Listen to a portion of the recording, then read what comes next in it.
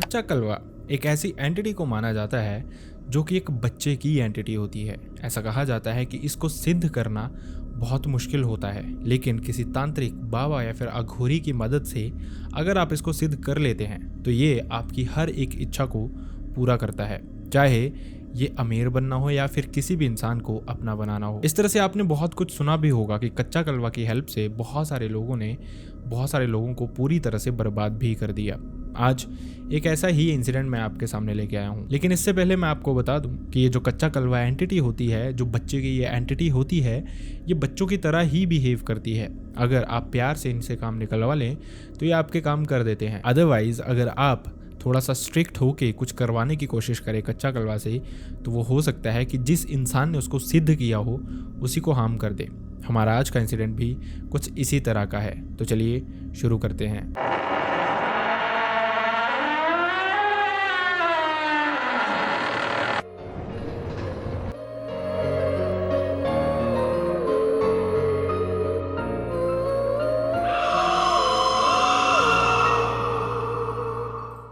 Hi and welcome back everyone. First of all thank you so much हमारी videos पे इतना प्यार देने के लिए, और अगर आपका प्यार इसी तरह से मिलता रहेगा तो हमारी वीडियोस भी इसी तरह से आती रहेंगी। बस आपसे एक रिक्वेस्ट है कि नीचे जो सब्सक्राइब बटन आपको दिख रहा है उसको प्रेस कर दें और बेल आइकन को दबा दें अगर आपको इसी तरह की नोटिफिकेशंस कंटिन्यूसली चाहिए तो। इससे हमारी भी हेल्प होगी अगर आपको हमारा कंटेंट पसंद आता है, और अगर आपको हमारा कंटेंट पसंद नहीं आता है तो आप हमारी वीडियो पे डिसलाइक भी कर सकते हैं।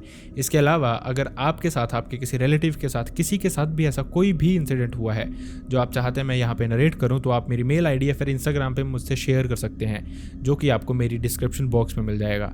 अब बढ़ते हैं इंसिडेंट की तरफ। ये इंसिडेंट हमारे साथ शेयर किया सागर ने। ये इंसिडेंट सागर की फैमिली के साथ 2010 के अराउंड हुआ था, जिस समय सागर की उम्र सिर्फ 8 साल थी। लेकिन उससे पहले मैं आपको सागर की फैमिली के बारे में थोड़ा सा बता दूं। सागर के डैड, जिनका नाम नवजोत था, वो पंजाब पुलिस में थे और साथ ही उनको वहीं पे एक लड़की से प्यार हो जाता है। धीरे धीरे सब कुछ आगे बढ़ता है और वो दोनों इवेंचुअली शादी भी कर लेते हैं फैमिली की रजामंदी से। सागर की मोम का नाम प्रीति है। दोनों सेम ही डिपार्टमेंट में काम करते थे। इन दोनों की पोस्टिंग इस समय अमृतसर में थी। टाइम बीतने के साथ साथ इनके घर पे एक बच्चा जन्म लेता है जो कि सागर ही था। सागर की परवरिश बहुत अच्छे से हो रही थी, वैसे ही जैसे एक अच्छी फैमिली के बच्चे की होनी चाहिए। लेकिन जब सागर की उम्र 8 साल की हो गई थी तो उस समय उसके मॉम डैड दोनों का इकट्ठा ही ट्रांसफर हुआ था लुधियाना के लिए। लेकिन वहाँ पे सागर की मॉम यानी कि प्रीति की एक फरमाइश थी। वो कुछ दिन तो वहाँ पे गवर्नमेंट अपार्टमेंट्स में ही रहते हैं, लेकिन उसके बाद उनका प्लान था अपना ही फ्लैट लेने का, क्योंकि एक बच्चे के साथ एक फैमिली को एडजस्ट करना एक गवर्नमेंट क्वार्टर में थोड़ा सा मुश्किल था। वो चाहते थे उनके बच्चे की स्कूलिंग अच्छी हो, उसको अच्छी परवरिश मिले और वो कुछ ऐसी सराउंडिंग्स में रहे जहाँ पे उसको बच्चे इजीली अवेलेबल हों। अगर आउटिंग वगैरह भी करनी हो तो इजीली वो सब कुछ कर पाए और थोड़ा उनका रहना सहना अच्छे से हो, क्योंकि उनको पैसों की कमी नहीं थी। दोनों ही गवर्नमेंट जॉब कर रहे थे। खैर, वक्त बीतता है, लगभग 2 से 3 महीने ये गवर्नमेंट क्वार्टर्स में रहते हैं, जिसके बाद ये शिफ्ट कर लेते हैं बाहर के ही एक फ्लैट में। इस जगह पे जहाँ पे उन्होंने शिफ्ट किया था ये बेसिकली एक कॉलोनी ही थी और वहाँ पे भी बहुत सारे फ्लैट्स थे, और इन फ्लैट्स में मैक्सिमम काम करने वाले, प्राइवेट जॉब्स करने वाले लोग ही रहते थे। किसी की ज़्यादा डिस्टर्बेंस नहीं थी, किसी का कोई आना जाना नहीं था और सब कुछ सॉर्टेड ही था। वक्त बीतता जाता है, लेकिन कुछ चीज़ें थी जो कि फैमिली को मैनेज करने में प्रॉब्लम हो रही थी। एक तरफ जो सागर था वो बहुत ही ज़्यादा सॉर्टेड बच्चा था, मतलब कि अगर उसको आप कहो कि यहीं पे बैठना है तो वो वहीं पे बैठा रहता था। बाकी बच्चों की तरह सागर वैसा नहीं था, मतलब वो मैच्योर था काफ़ी। उसको पता था कि अगर फैमिली घर पे नहीं है तो उसको किस तरह से बिहेव करना है, अगर उसको अकेले रहना है तो किस तरह से सिचुएशन को हैंडल करना है, और फैमिली भी ये जानती थी। इसी के चलते जो सागर के मॉम डैड थे, इन दोनों की ड्यूटी काफ़ी लेट तक भी रहती थी, जिसके चलते अगर सागर स्कूल से जल्दी अपार्टमेंट में पहुंच जाता था तो वो वहाँ पे अकेला ही बैठा रहता था। कभी सागर के मॉम डैड यानी कि नवजोत और प्रीति शाम के 5 बजे पहुंचते थे तो कभी रात के 8 तक भी बज जाते थे। लेकिन अगर इससे लेट कभी भी हो तो प्रीति आ जाया करती थी अपने बच्चे के लिए। नवजोत इस समय ड्यूटी पे ही रहता था। खैर, समय धीरे धीरे इस तरह से बीत ही रहा था और फैमिली ने इसी तरह से सब कुछ सॉर्टेड कर लिया था कि जब वो ड्यूटी पे होंगे तो पीछे से सागर घर पे अकेला ही रहेगा, और अड़ोस पड़ोस के जो लोग थे इनफैक्ट उनसे ज़्यादा बात होती नहीं थी, लेकिन जितनी होती थी उसमें उन्होंने बता दिया था कि सागर जब स्कूल से वापस आ जाता है तो देखते रहा करो कि वो बाहर खेलने ना जाए कहीं। सागर वैसे जाता भी नहीं था, लेकिन फिर भी एक सेफ्टी मेजरमेंट उन्होंने लिया हुआ था। लेकिन यहाँ पे चीज़ें उनके साथ थोड़ी बदलनी शुरू हो जाती है। जैसे ही उनको इस फ्लैट में शिफ्ट हुए लगभग 1 से 1.5 महीना हुआ था और फैमिली इसके यूज टू हो रही थी। सागर जब स्कूल से वापस पहुंच जाता था तो वो अपने अपार्टमेंट में ही रहता था। इसी दौरान सागर एक दिन अपने बेड पे ही बैठा हुआ था। मतलब यूजुअली अगर इस एज में कोई इंसान हो तो उसको अपने बचपन की ज़्यादातर चीज़ें याद नहीं रहती, लेकिन सागर को ये सारा का सारा इंसिडेंट प्रिसाइजली, ये सारे के सारे मोमेंट्स जो भी उसके साथ हुए थे, सब कुछ क्लियरली याद है। और सागर ने हमें ये खुद ही बताया आज जब सागर 22 से 23 साल का हो गया है। सागर ने बताया कि एक दिन जब वो स्कूल से आने के बाद अपने बेड पे ही बैठ के अपनी चीज़ों के साथ खेल रहा था, तो अचानक से जो उनका फ्लैट था उसके मेन डोर के बाहर एक जाली वाला डोर भी लगा हुआ था जिसमें नेट लगा हुआ था। तो सागर को लगा शायद उस नेट पे कोई अपना हाथ मार रहा है बार बार। सागर भी थोड़ी देर तो नहीं गया क्योंकि उसको फैमिली ने बताया था कि अगर कोई भी आए तो ऐसे दरवाज़ा नहीं खोलना है, हमसे पूछ लेना है या फिर अड़ोस पड़ोस में किसी को आवाज़ लगा लेनी है। लेकिन सागर ने जैसे ही मेन डोर खोला तो उसने देखा कि बाहर एक बच्चा ही खड़ा है जो कि लगभग सागर की ही उम्र का था। ये बच्चा देखने में हल्का हल्का सांवला था और ऐसा लग रहा था कोई गाँव का बच्चा है। सागर बहुत छोटा था और बच्चे जब भी किसी बच्चे को देखते हैं तो वो एक्साइटेड हो जाते हैं। सागर भी उसी टाइम पे था और उसने इसको देखते ही दरवाज़ा खोल दिया। ये बच्चा अंदर आता है और सागर के साथ खेलना शुरू कर देता है। मतलब इस उम्र में जो बच्चे होते हैं बेसिकली उनको ज़्यादा लेना देना नहीं होता कि वो कौन है, कहाँ से आया है, बस उनको हम उम्र इंसान दिखना चाहिए और उसके साथ वो चिल आउट करने शुरू कर देते हैं, हैंग आउट करना शुरू कर देते हैं। सागर के साथ भी यही सिनेरियो था।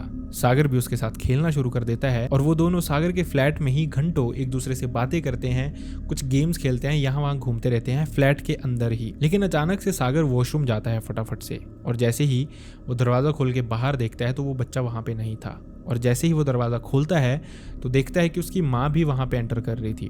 मतलब लिटरली जब उसकी मॉम आने वाली थी उसी ड्यूरिंग वो बच्चा एकदम से गायब हो गया था, बिना दरवाज़ा खोले, बिना सागर को बताए। सागर ने आसपास बहुत देखा, लेकिन जैसे ही प्रीति ने सागर को देखा तो वो समझ गई कि ये कुछ ढूंढने की कोशिश कर रहा है। तो उसने सागर से पूछा आखिरकार क्या हुआ। तो सागर ने उसको बताया कि इस तरह से कोई बच्चा था जो उसके साथ खेल रहा था, लेकिन एकदम से वो चला गया। सागर की माँ को लगा शायद आसपास का कोई बच्चा आ गया होगा और बच्चों को दोस्ती करने में या फिर दूसरा बच्चा ढूंढने में सेम कॉलोनी, सेम अपार्टमेंट में बिल्कुल भी टाइम नहीं लगता और शायद सागर के साथ भी वैसा ही हुआ है। तो उसकी माँ को लगा चलो अच्छा है, सागर को एटलीस्ट एक कंपनी मिल गई है। इसके बाद ये दिन इनका नॉर्मल निकलता है, लेकिन अब से ये बच्चा रोज़ ही सागर के अपार्टमेंट में आना शुरू कर देता है। लेकिन एक चीज़ बहुत वियर्ड थी इस सब में कि जब भी सागर के मॉम या फिर डैड आने वाले होते थे वो एकदम से गायब हो जाता था, कभी कुछ बहाना बना के, तो कभी अगर सागर थोड़ा यहाँ वहाँ भी हो तो पीछे से वो बच्चा वहाँ पे होता ही नहीं था। जब प्रीति को सागर ऑलमोस्ट डेली इस सब के बारे में बता रहा था तो प्रीति ने सागर को नॉर्मली पूछा कि उस बच्चे का नाम क्या है या फिर वो कहाँ से है, लेकिन सागर इसके बारे में कुछ भी नहीं जानता था। बच्चे शायद इन चीज़ों के बारे में इतना पूछते भी नहीं हैं। सागर की फैमिली के साथ भी यही एक्सेप्शन थी कि वो जानते ही नहीं थे सागर के साथ खेलता कौन है, लेकिन फिर भी उन्होंने इस चीज़ को इतना सीरियसली नहीं लिया कि आखिरकार वो आसपास देख ले कि कौन कौन बच्चे हैं और वो बच्चा आता कहाँ से है। धीरे धीरे इसी तरह से वक्त निकल रहा था। अब सागर के दिमाग में ये था कि उसको उस बच्चे का नाम पूछना है। अब अगला दिन जब आता है तो फिर से स्कूल से आने के बाद वो बच्चा भी वहाँ पे पहुँचता है। जैसे सागर स्कूल से पहुँचता है तो सागर सबसे पहली बात उसको उसका नाम पूछता है, लेकिन वो बच्चा बहुत वियर्ड से तरीके से उसको कहता है कि मेरा नाम कुछ भी नहीं है। सागर इस बात पे हंसना शुरू कर देता है और मजाक मजाक में ही ये दोनों बच्चे खेल खेल में भूल जाते हैं कि सागर को उसका नाम भी पूछना है और इसी तरह से ये प्रोसीड कर रहे थे। लेकिन इस सब में एक बात बहुत वियर्ड होती थी और ये वियर्ड बात ये थी कि कभी कभार जो सागर के मॉम डैड की ड्यूटी ऑफ होती थी वो रात के 8 बजे होती थी, कभी कभार 5 बजे होती थी, कभी कभार 6-7, इस तरह से टाइम वेरी करता रहता था। लेकिन जब तक भी सागर वहाँ पे अकेला होता था ये बच्चा उसके साथ ही होता था। उसके मॉम या फिर डैड के आने से थोड़ी ही देर पहले वो गायब हो जाता था। अब सागर ना समझ पाया था और ना ही शायद वो समझना चाहता था, क्योंकि इस एज में ही वो नहीं था कि आखिरकार ये सब कुछ होता क्यों है। लेकिन उसके लिए ये था कि उसका मन लगा रहता है। अब जब सागर स्कूल भी जाता था तो भी इसके दिमाग में यही बच्चा घूमता रहता था कि कब वो घर पहुंचेगा और उसके साथ खेलेगा। धीरे धीरे इसी तरह से वक्त निकलता है और इन दोनों की अटैचमेंट होती जाती है। सागर लगभग 8.5 पौने 9 साल का था जब इस अपार्टमेंट में शिफ्ट हुआ था, इस फ्लैट में शिफ्ट हुआ था इनफैक्ट, और अब 1 साल होने को आ गया था। जब सागर की उम्र लगभग 10 साल के अराउंड की होती है तो उसके पेरेंट्स उससे नवोदय का एग्ज़ाम दिलवाते हैं, क्योंकि सागर पढ़ने लिखने में बहुत इंटेलिजेंट था और उनको बहुत श्योरिटी थी कि सागर ये एग्ज़ाम क्रैक कर ही लेगा। और वैसे ही इवेंचुअली होता भी है, सागर ये एग्ज़ाम क्रैक कर भी लेता है। फैमिली चाहती थी कि वो किसी ऐसे एटमॉस्फेयर में रहे जहाँ पे उसको बच्चों के साथ रहना सहना मिले और साथ ही उसको पढ़ाई भी अच्छे से हो पाए, जो कि वो खुद से मैनेज नहीं कर पा रहे थे अपने काम के चलते। और ना ही उस समय उनको वहाँ पे कोई काम करने वाली लेडी वगैरह मिल रही थी जो कि सागर की एटलीस्ट केयर कर सके। तो उनको यही अच्छा लगा कि सागर को वो नवोदय के लिए भेज दें। और ये जो नवोदय स्कूल था ये उनके फ्लैट से लगभग 50 से 60 किलोमीटर दूर था। मतलब डिस्टेंस तो था, लेकिन इतना ज़्यादा भी नहीं कि जब वो चाहें अपने बच्चे से ना मिल पाएँ। खैर, सागर का सामान पैक होता है और उसको नवोदय स्कूल भेज दिया जाता है। लेकिन यहाँ पे फिर से कुछ वियर्ड होने लग पड़ता है।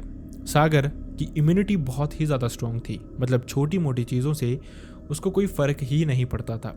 लेकिन जैसे ही वो नवोदय स्कूल में पहुंचा, अगले ही दिन वो बहुत बुरी तरह से बीमार हो गया। सागर आंखें ही नहीं खोल रहा था, उसको फीवर बहुत ही ज़्यादा हो गया था और जो स्कूल का मैनेजमेंट थी वो उसको हॉस्पिटल भी चेक करवाती है। लेकिन जिसके बाद उनको लगता है कि सागर का फीवर नहीं उतर रहा तो वो उसके घर पे कॉल करते हैं। सागर की मोम को बताया जाता है तो वो फटाफट से अपने बच्चे को वापस बुला लेते हैं। उनको लगता है शायद ये होम सिकनेस थी, क्योंकि वो घर पे काफ़ी टाइम रहा है अपने पेरेंट्स के साथ और इस एज में क्योंकि दूर चला गया अचानक से तो उसको ये सब कुछ हुआ हो। लेकिन अगेन बहुत शॉकिंग चीज़ हुई। जैसे सागर वापस से घर पहुंचा, घर पहुंचते ही वो एकदम ठीक हो गया। जैसे कुछ ऐसा था जो घर में था और वहाँ पे उसको नहीं मिल रहा था, या फिर कुछ ऐसा था जो कि नहीं चाहता था सागर अपने इस फ्लैट से कहीं और जाए। खैर, अब 2-3 दिन सागर को घर वाले यहीं पे रखते हैं। जब उनको लगता है कि सागर बेटर फील कर रहा है तो वो फिर से उसको नवोदय भेज देते हैं। अब फिर से सेम ही होता है। जैसे सागर वहाँ पे जाता है फिर से वो बीमार होना शुरू हो जाता है। फिर से मैनेजमेंट उसका चेकअप करवाती है, फीवर नहीं उतरता है और यही जो सर्कल था ये चलता जा रहा था। सागर का घर आना, ठीक हो जाना, वहाँ पहुँचना, बीमार हो जाना। धीरे धीरे 5 से 6 चक्कर सागर के लगभग 1 महीने के अंदर ही लग चुके थे अपने घर के और नवोदय स्कूल के। जिसके बाद फैमिली को लगता है कि अब इसको थोड़ा सा स्ट्रिक्ट होना पड़ेगा, इसके साथ इसको थोड़ा यूज टू करवाना पड़ेगा इस सिचुएशन का। जिस वजह से जब सागर फिर से वहाँ पहुँचता है तो वो फिर से बीमार हो जाता है। अब फैमिली कहती है कि इसको 2-3 दिन वहीं पे रखो, ट्राई करो ठीक करने का, हम आते रहेंगे, बीच बीच में विजिट करते रहेंगे, लेकिन अगर हम इसको यूज टू नहीं करवाएंगे तो शायद ये नहीं होगा। फैमिली को ये सब कुछ इस तरह से लग रहा था कि ये कोई आदत है जो सागर की बिगड़ जाएगी या फिर बन जाएगी, लेकिन असल में फैमिली जानती नहीं थी कि ये मैटर था क्या। खैर, अब सागर बीमार होने के बाद भी 3 से 4 दिन वहीं पे रहता है। उसको हॉस्पिटल में चेकअप करवाया जाता है, थोड़े टाइम नॉर्मल, फिर से ये सब कुछ चलता रहता है। लेकिन जब ये जो बच्चा था सागर के साथ जो खेलता था वो कोई और एंटिटी थी शायद, और जब उसको लगता है कि अब सागर नहीं आ रहा वापस जिसके साथ वो खेलता था इतना फ्रीक्वेंटली, तो वो अचानक से प्रीति के नींद में उसको जगा देता है। मतलब एक रात जब यही सब कुछ चल रहा था तो प्रीति सो रही थी। अचानक से उसको ऐसा लगा जैसे उसको बच्चे की शैडो दिखाई दी है, सोए सोए ही, लेकिन वो बहुत क्लियरली ऐसे फील कर पा रही थी कि ये सब कुछ रियल में हो रहा है। और जो उसके बिल्कुल सामने कमरे का कॉर्नर है उसी में ये बच्चे की शैडो सी खड़ी है जो कि बहुत गुस्से में हाँफ रही है और उनको यही बोल रही है कि उसको वापस बुलाओ, मुझे उसके साथ खेलना है। और ये जो गुस्सा था ये बहुत ही तीखी आवाज़ के साथ उस बच्चे के मुंह से निकल रहा था। ये जो एटमॉस्फेयर था इसने बहुत बुरी तरह से परेशान कर दिया था प्रीति को। प्रीति बहुत जोर से झटके के साथ उठती है और आंखें खोलते ही उसको क्लियरली ये फील होता है कि उसके सामने से कोई भाग के गया है अभी बाहर, लेकिन कहाँ, शी डिडंट नो। ये सब कुछ अब सिर्फ सागर तक सीमित नहीं रहा था, ये उसकी फैमिली पे भी इम्पैक्ट करना शुरू कर चुका था। आखिरकार ये सारा मैटर क्या था कोई भी नहीं जानता था। प्रीति ने ये सब कुछ अपने हस्बैंड यानी कि नवजोत को बताया, लेकिन नवजोत ने उसको रिलैक्स करवा दिया ये बोल के कि कुछ भी नहीं है, हो सकता है बच्चा वहाँ पे बीमार है, तेरे दिमाग में ये चीज़ें चलती हैं जिस वजह से ये सब कुछ हो रहा है। प्रीति ने भी यही समझा और वो फिर से सो गई। लेकिन अब इसके बाद से कुछ अजीब सी चीज़ें होने लग पड़ी थी उनके अपार्टमेंट में। उन्होंने कोशिश की थोड़ा टाइम सागर नवोदय में ही रहे, वहीं का जो बोर्डिंग सिस्टम होता है उसी में ढल जाए, लेकिन इतने में ही रात को अचानक से प्रीति को किसी बच्चे के भागने की आवाज़ सुनाई देती थी अपने अपार्टमेंट में और वो एकदम झटके से उठ जाती थी। नवजोत को जब वो बताती थी तो उसको भी इन चीज़ों पे ज़्यादा यकीन नहीं होता था। उसको बस यही लगता था कि उनके बेटे यानी सागर की तबीयत ठीक नहीं है। जिस वजह से प्रीति शायद इस सिचुएशन को ओवरथिंक करती है और उसके दिमाग में यही सब कुछ घूमता रहता है। खैर वो इसके बाद अगले दिन जाके वापस से सागर को अपने घर ले आते हैं, जिसके बाद सागर फिर से वैसा ही होता है, बिल्कुल ठीक हो जाता है। ये सपने आने प्रीति को बंद हो जाते हैं, बच्चे की भागने की आवाज़ें, ये जो एक शैडो दिखाई देती थी वो सब बंद हो जाता है और वो अपने काम पे जाते हैं। सागर फिर से घर पे अकेला होता था और सागर से जब वो आके पूछते हैं तो सागर फिर से वही बताता है कि ये जो बच्चा था ही सो दैट किड अगेन, उसके साथ वो आया था, उसके साथ वो खेल रहा था और ये सब कुछ इसी तरह से हो रहा था। अभी तक फैमिली को किसी भी चीज़ पे डाउट नहीं हुआ था, फैमिली को कुछ भी इस तरह का वियर्ड नहीं लगा था। और क्योंकि प्रीति को ये सपने आने, ये रियलिटी फील होना बंद हो गई थी, तो उसको लगा शायद वो सच में जैसा नवजोत कह रहा था वो ज़्यादा सोच रही थी अपने बच्चे के बारे में और उसी वजह से उसके साथ ये चीज़ें हो रही थी। 2 से 3 दिन सब कुछ फिर से नॉर्मल निकलता है और वो फिर से वापस सागर को भेज देते हैं नवोदय में। और फिर से सागर की पहुंचते ही तबीयत खराब हो जाती है, लेकिन इस बार जो ये तबीयत खराब हुई थी ये बहुत ही ज़्यादा खराब हो गई थी। मतलब सागर लिटरली अपनी आंखें भी नहीं खोल रहा था। अब फैमिली समझ गई थी कि कुछ ना कुछ गड़बड़ तो ज़रूर है, क्योंकि जो सागर है वो बहाने नहीं लगा सकता। स्कूल मैनेजमेंट ने उनको खुद बताया कि जब वो उसको हॉस्पिटल लेके गए थे तो उसको सच में बहुत हाई फीवर था, वो आंखें भी नहीं खोल पा रहा था, उसकी बॉडी बहुत ही ज़्यादा गर्म थी और खुद को कोई इंसान खुद से फीवर नहीं कर सकता किसी भी वे में। एक छोटे बच्चे के लिए तो एटलीस्ट पॉसिबल नहीं है, लेकिन उसके साथ हुआ था और फैमिली जानती थी ये सब कुछ रियलिटी में ही हो रहा है। और जब भी किसी भी फैमिली के साथ ऐसा कुछ भी होता है तो उनको समझ आ जाता है शायद ये डॉक्टर को दिखाने वाली चीज़ नहीं और ये नॉर्मल चीज़ भी नहीं है, शायद ये ब्लैक मैजिक है, शायद ये भूत प्रेत है, शायद कुछ इस तरह का है जो कि इस दुनिया को बिलोंग नहीं करता। और शायद इनके साथ ये सच में हुआ भी था, जिसके चलते जो नवजोत है उसका कई लोगों से मिलना जुलना रहता था अपनी जॉब की वजह से। ये जो पुलिस की नौकरी होती है ये इसी तरह की होती है, आपको हर तरह के इंसान से मिला देती है। नवजोत भी एक तांत्रिक को जानता था। नवजोत ने भी ये सब कुछ इसी तरह से उस तांत्रिक को बताया कि इस तरह से उनके साथ ही चीज़ें हो रही हैं और ये सब कुछ बहुत उनको भयानक सा लग रहा है, अजीब सा लग रहा है। तो इस तांत्रिक ने बताया कि अगर आगे से आपके साथ ये चीज़ें फिर से होंगी तो मुझे बताना, मैं आपके घर पे ही विजिट करूंगा। क्योंकि नवजोत ने भी उसको मामले की सीरियसनेस नहीं बताई थी, उसने खुद से भी एक्सेप्शन ही बताई थी कि उसको लगता है कि इस तरह का कुछ हो सकता है क्योंकि लोग कह रहे हैं। खैर अभी तक ये सब कुछ इसी तरह से चल रहा था। किसी बीच उन्होंने सागर को नवोदय में ही भेजा हुआ था जहाँ पे उसकी तबीयत थोड़ी ख़राब थी, लेकिन वो नहीं चाहते थे कि उनके बच्चे की स्टडी के साथ किसी भी तरह से कॉम्प्रोमाइज़ हो। वो चाह रहे थे, वो रख रहे थे अपने बच्चे को जितना अपने पास रख सकते थे, लेकिन वो जानते थे कि at the end of the day ये जो उसकी एजुकेशन है ये भी बहुत इंपॉर्टेंट है और अगर वो इसी तरह का रहेगा तो शायद वो घर का ही होके रह जाए। इनफैक्ट जब वो घर पे आता था तो बिल्कुल ठीक ही होता था। फैमिली को मैटर की सीरियसनेस नहीं पता थी और जिस समय वो नवोदय में था उस समय प्रीति के साथ फिर से वही चीज़ें होनी शुरू हो जाती हैं। उसको वही शैडो दिखाई देती है जो कि उसको कहती है कि अपने बेटे को यहाँ पे बुलाओ, मुझे उसके साथ खेलना है। प्रीति फिर से झटके से उठती है, वहाँ पे कोई नहीं होता। खैर इसके बाद अगला दिन आता है और प्रीति सुबह सुबह वॉशरूम में नहाने जाती है, लेकिन वो अंदर ही गिर जाती है जिस वजह से उसको बहुत सारी चोटें लग जाती हैं और नवजोत उसको बाहर ले आता है और इसके बाद वो बेड रेस्ट पे ही हो जाती है। जब नवजोत प्रीति से पूछता है कि आखिरकार हुआ क्या, तो प्रीति ने उसको बताया कि उसको लिटरली ऐसा लगा जैसे उसको किसी ने वॉशरूम के अंदर ही पुश किया हो, जिस वजह से वो नीचे गिर गई। नवजोत को लग रहा था शायद उसका पैर फिसला होगा या फिर उसको कोई वहम हुआ होगा। खैर नवजोत अपने काम पे जा रहा था और पीछे से प्रीति अपने अपार्टमेंट में ही रहती थी, अपने फ्लैट में ही रहती थी। जब उनके आसपास की फ्लैट वाली औरतों को पता चलता है कि जो उनके पड़ोस में पुलिस वाली औरत रहती है वो नीचे गिर गई है और उसको चोटें आई हैं, तो वो उसका हालचाल पूछने के लिए उसके फ्लैट में जाते हैं। जब वो उसके फ्लैट में पहुंचते हैं तो उससे पूछते हैं कि आखिरकार हुआ क्या, तो प्रीति उनको सब कुछ बताती है कि इस तरह का मैटर था, उसको लगा कि किसी ने पुश किया और वो नीचे गिर गया अचानक से, और वैसे भी उनके साथ कुछ अजीब सी हरकतें हो रही हैं। तो ये जो लेडीज़ थी इन्होंने प्रीति को कुछ बताया। उन्होंने बताया कि यहाँ पे शायद सच में कुछ है। आपसे पहले यहाँ पे एक फैमिली रहती थी जिसमें एक हस्बैंड वाइफ रहते थे और उनको ऐसा लगता था कि ये दोनों ही ब्लैक मैजिक करते थे, क्योंकि बहुत रात को वक्त बे वक्त इनके कमरे से अजीब सी आवाज़ें आती थी, कभी कभार कुछ जलने की स्मेल आती थी और उनको देख के भी बहुत सब कुछ सस्पिशियस सा लगता था। मतलब ये दोनों ही बहुत सस्पिशियस थे, ऐसा लगता था कि कुछ ना कुछ तो ये ज़रूर कर रहे हैं। जिसके बाद थोड़ी ही दिनों में जो उस लेडी का हस्बैंड था वो पूरी तरह से पागल हो गया था। मतलब वो एक कोने में बैठा रहता था और अपने घर में किसी से भी बात नहीं करता था। वो बस चीखता रहता था, चिल्लाता रहता था और कभी कभार कोशिश करता था फ्लैट से बाहर भागने की। जब फैमिली को, इनफैक्ट उसकी वाइफ को लगा कि अब वो उसको कंट्रोल नहीं कर पाएगी, तो वो उसको अपने गांव ही ले गई जहाँ से वो यहाँ पे शिफ्ट हुए थे, और जिसके बाद अगले जो यहाँ पे रेंट पे रहने आए लोग वो आप ही थे। अब ये फैमिली समझ गई थी कि सच में यहाँ पे कुछ ना कुछ तो है, जो उनके बेटे के साथ भी हो रहा है, उनके साथ भी हो रहा है। और इसी के बाद प्रीति नवजोत को इंसिस्ट करती है उसी तांत्रिक को उनके अपार्टमेंट में बुलाने की, और इसी बीच वो सागर को भी वापस घर बुला लेते हैं, सो दैट ये जो तांत्रिक आ रहा है ये सागर को भी एक बार देख ले। तांत्रिक उनके फ्लैट पे पहुंचता है, जहाँ पे वो बताता है कि यहाँ पे बहुत ही ज़्यादा नेगेटिविटी है सराउंडिंग में, और वो फील कर पा रहा है यहाँ पे सच में कुछ ना कुछ तो ज़रूर है। जिसके बाद सागर को बुलाया जाता है, उसके पास बैठाया जाता है।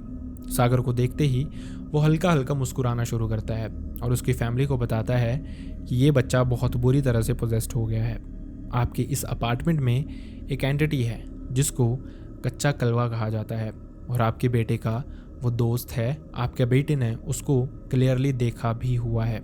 अब जो प्रीति थी उसके दिमाग में चीज़ें आनी शुरू हो गई कि कैसे कैसे सागर उसको बताता था कि कोई बच्चा खेलने आता है जिसका नाम पता कुछ भी नहीं पता था, ना प्रीति ने उसको कभी देखा, उसके आने से पहले ही इनफैक्ट वो चला जाता था। और उसी तरह की एक शैडो प्रीति को भी दिखाई देती थी सपने में। इसके अलावा बच्चे के भागने की आवाज़ अपार्टमेंट में, ये सब कुछ बहुत क्लियरली इन डॉट्स को कनेक्ट कर रहा था कि आखिरकार उनके अपार्टमेंट में ये चलना क्या शुरू हुआ था। अब तांत्रिक ने उनको बताया कि इसका सोल्यूशन सिर्फ एक अघोरी कर सकता है जिसको वो जानता है, वो खुद तो इसका सोल्यूशन नहीं कर सकता। कच्चा कलवा को वश में करना या फिर आज़ाद करना किसी नॉर्मल इंसान के बस की बात नहीं है, और वो भी ये नहीं कर सकता। इसके लिए उसको एक तांत्रिक को बुलाना पड़ेगा, लेकिन उससे पहले आपको परमिशन लेनी पड़ेगी अगर इस फ्लैट में, अपार्टमेंट में कुछ हवन वगैरह करवाना हो। फैमिली ने बिना देरी किए जो ओनर था उसको कॉल की, और उसको उन्होंने सब कुछ बताया कि इस तरह का मैटर प्रीवियसली रहा है और अब उनके साथ ये चीज़ें हो रही हैं। अगर सोल्यूशन करवाना है तो एक अघोरी को यहाँ पे बुलाना पड़ेगा। और ये सिर्फ सागर की फैमिली नहीं कहती बल्कि आसपास वाले अपार्टमेंट वाले लोग भी कहते हैं, क्योंकि इस चीज़ से उन सबको ही खतरा था। जिसके बाद ओनर को इस चीज़ से कोई प्रॉब्लम नहीं थी, वो बेचारा वहाँ पे रहता भी नहीं था और उसको इस बारे में कुछ पता ही नहीं था। खैर, इसके बाद परमिशन के बाद ये तांत्रिक उस अघोरी को लेके आता है। वहाँ पे वो ये सब कुछ शुरू करते हैं जो भी उन्होंने प्लान किया था। उनके फ्लैट पे ही एक पूजा की जाती है, लेकिन इस पूजा के दौरान भी कुछ चीज़ें बहुत वियर्ड हुई। जो सागर था वो घर के एक कोने में बैठ गया हुआ था, और वो अभी 10 से 11 साल का ही था, लेकिन वो कॉन्टीन्यूसली रोए जा रहा था, चीखे जा रहा था, जैसे उसको इस सारे प्रोसीजर की वजह से बहुत दुख हो रहा हो। और इसके अलावा उनको उनके आसपास दिन में ही किसी बच्चे के भागने की आवाज़ें सुनाई दे रही थी, जो कि उनको अपने ही फ्लैट से सुनाई दे रही थी। मतलब क्लियरली फील हो रहा था कोई तो चीज़ है जो इस सबसे डिस्टर्ब्ड हो रही है। थोड़ी देर ये सब कुछ चलता है, लगभग 2.5 से 3 घंटे, और शॉकिंगली 2.5 से 3 घंटे ही सागर इस कॉर्नर में ही बैठ के रोता रहता है, चीखता रहता है। फैमिली उसको रिलैक्स करने की कोशिश करती है, लेकिन जो अघोरी था ये मना कर देता है। ये कहता है कि इसको वहीं बैठे रहने दो, सब कुछ नॉर्मल होगा, जो चीज़ें इसके साथ अटैच्ड हैं वो इसी तरह से निकलेंगी। और लगभग 2.5 से 3 घंटे के बाद जब ये पूजा ख़त्म होती है, अघोरी ये बताता है कि उसने इस कच्चा कलवा को उनके फ्लैट से आज़ाद कर दिया। और जब वो सागर को भी देखते हैं तो वो भी रिलैक्स्ड ही था। ये एक बचपन का इंसिडेंट था, लेकिन सागर ने बताया उसको सब कुछ याद था जो इस हवन वाले, इस पूजा वाले दिन से पहले तक हुआ था, इस पूजा वाले दिन से बाद तक हुआ था। लेकिन जो 2.5-3 घंटे सागर रोता रहा था अपने कोने में बैठ के, वो उसको कुछ भी याद नहीं उसके साथ क्या हो रहा था, उस पर क्या चीज़ हावी थी, या फिर उसने कुछ ऐसा फील ही नहीं किया था, बल्कि उसकी मॉम ने उसको बताया कि उसने एग्जैक्ट क्या किया इस सब के ड्यूरिंग। खैर, इसके बाद ये अपार्टमेंट, ये फ्लैट और ये फैमिली पूरी तरह से सेफ होगी और सब कुछ ठीक हो गया। लेकिन इसीलिए कहा भी जाता है कि अगर आप किसी नई जगह पे शिफ्ट करते हैं तो वहाँ शिफ्ट करने से पहले उस जगह की हिस्ट्री के बारे में जान लें। एटलीस्ट जब आप शिफ्ट करें तो वहाँ पे कुछ पूजा, हवन, पाठ ज़रूर करवा लें, ताकि अगर वहाँ पे कुछ भी नेगेटिव हो तो वो वहाँ से चला जाए और आप अपने हिसाब से ज़िंदगी अपने इस नए आशियाने में जीना शुरू कर दें। आई रियली होप आपको इस इंसिडेंट से कुछ सीखने को मिला हो, एंड आई रियली होप आपको ये वीडियो पसंद भी आया हो। अगर वीडियो पसंद आया तो वीडियो को लाइक करना ना भूलें, चैनल को सब्सक्राइब करना ना भूलें। एंड अनफॉर्चुनेटली मैं चाहता नहीं किसी के साथ भी ऐसा कोई भी इंसिडेंट हुआ हो, लेकिन अगर आपके साथ, आपकी किसी फैमिली, आपके किसी फ्रेंड, रिलेटिव, किसी के साथ भी ऐसा कोई भी इंसिडेंट हुआ है जो आप चाहते हैं मैं यहाँ पे नरेट करूँ, लोगों तक पहुँचाऊँ, तो आप मेरी मेल ID या फिर इंस्टाग्राम पे मुझसे शेयर कर सकते हैं। दोनों का लिंक आपको मेरे डिस्क्रिप्शन बॉक्स में मिल जाएगा। So see you next time in next video. Bye bye.